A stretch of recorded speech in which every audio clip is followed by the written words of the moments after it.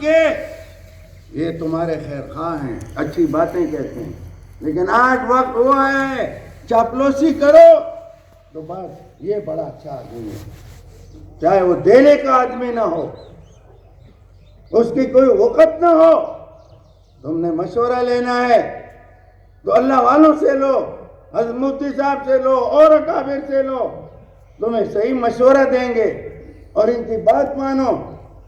جب تک ہم اللہ تعالیٰ کو راضی نہیں کریں گے، جب تک ہم حضور صلی اللہ علیہ وسلم کو خوش نہیں کریں گے، اپنے دین پہ مضبوطی سے قائم نہیں ہوں گے، ہماری ترقی نہیں ہوگی، ہماری معیشت نہیں ٹھیک ہوگی۔ اگر دنیا بھی چاہتے ہو کہ یہاں ہمیں سکون ملے، حیات طیبہ ملے، تو پھر ہمیں دین کی طرف آنا پڑے گا۔ یہ ملک یہ دین کے لیے حاصل ہوا تھا۔ حکیم الامت حضرت تھانوی نور اللہ مرقدہ اور اکابر نے جو محنتیں کی تھیں وہ اس لیے کی کہ اس ملک کے اندر اسلام کا بول بالا ہوگا۔ اب بھی ہم کہتے ہیں مت گھبراؤ، بے خوف و خطر اللہ کے دین کو ہر آدمی لائے۔ میں اپنے بدن پہ لاؤں، میں اپنے بدن کا مالک ہوں، مجازی مالک۔ مجھے کون روک سکتا ہے داڑھی رکھنے سے؟ مجھے کون روک سکتا ہے نیکی سے؟ میں اپنے وجود کو، میں اپنے گھر کو، اور جن کو اللہ نے طاقت دی ہے خاندان پر، وہ وہاں محلے پر، بستی پر، صوبے پر، ملک پر، آؤ اس مبارک دین کو اپنا لو، کبھی نقصان نہیں ہوگا۔ یہ دین یہ ہماری ترقی کے لیے ہے، یہ ہمارے فائدے کے لیے ہے۔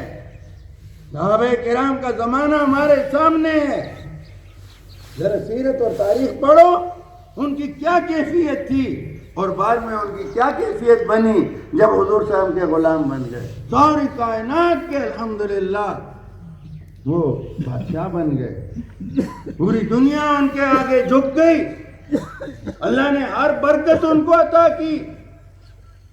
آج پشاور میں صحابہ کرام کی قبریں ہیں، روس میں ہیں، چین میں ہیں، افریقہ میں ہیں، افغانستان میں ہیں، دنیا بھر میں ہیں،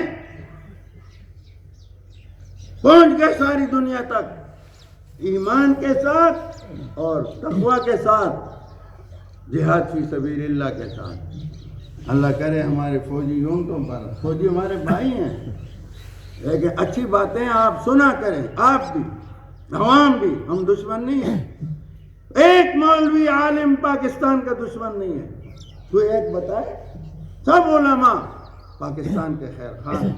اللہ سلامت رکھے، ہماری یونٹوں پر لکھا ہوا ہے ایمان، تقوی، جہاد فی سبیل اللہ، اور اللہ ان لکھائی کو قائم رکھے۔ درس قرآن www.درسقرآن.com